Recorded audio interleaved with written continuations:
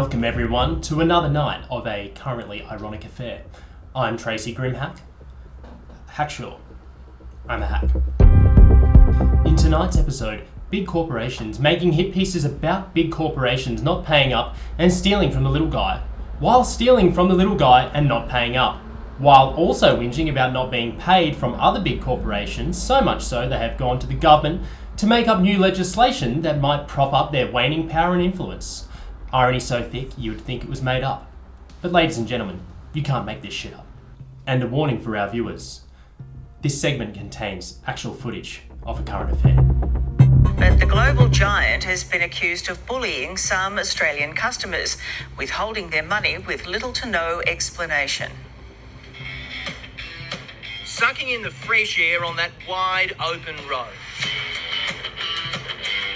With overseas a COVID daydream, we've all been isolating in our own spectacular and oversized Aussie backyard, hitting the highways in a big way, a very big way.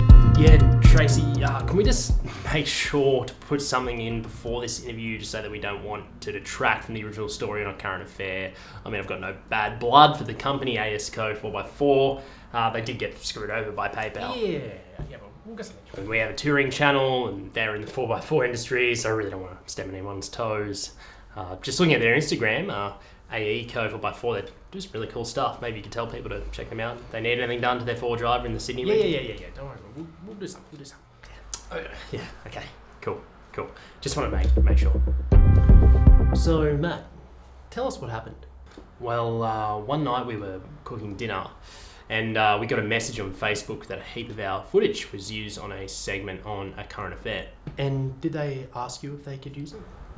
No, they didn't. So what was the segment about? Well, it was about PayPal essentially bullying a small Aussie business and withholding money, not paying them. So, wait, they did a segment about a large corporation not paying up or treating the little guy fairly.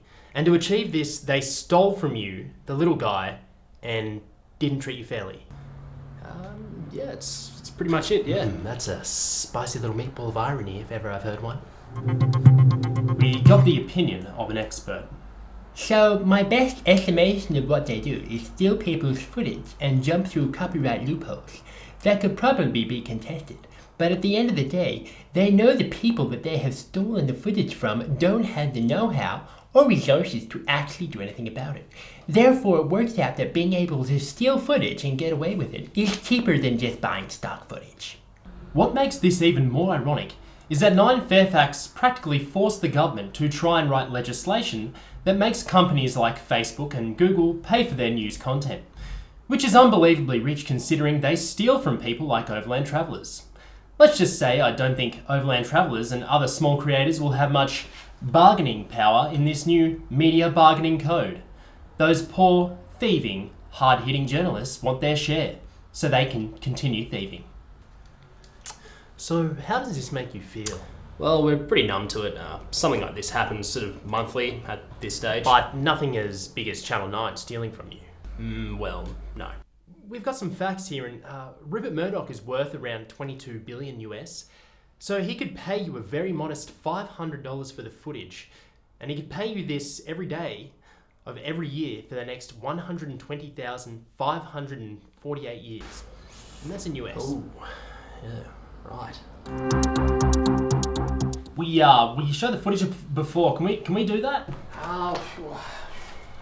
All right. Well, according to copyright laws, you can use the footage for comedic purposes and news. Right. So this is comedy?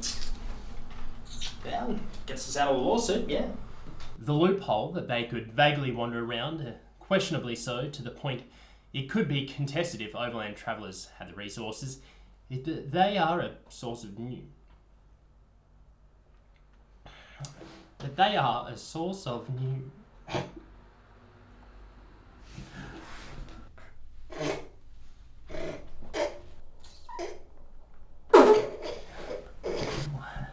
That they are new.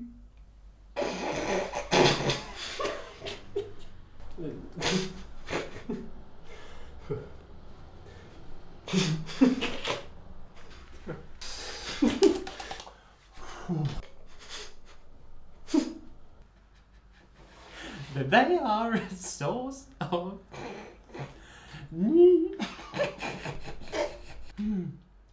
They are a source of news.